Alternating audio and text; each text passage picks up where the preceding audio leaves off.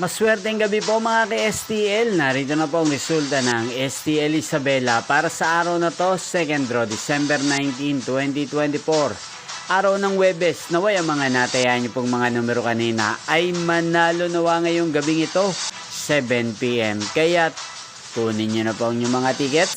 Narito na po ang resulta. Ang mga numerong nanalo sa STL Isabela ngayong gabing ito, December 19, 2024. 7 PM, second draw result, 28 at 25 in exact order. Sa lahat po ng tumaya kanina sa STL Isabela para second draw ng 28 at 25, congrats po sa inyo, panalo po kayo.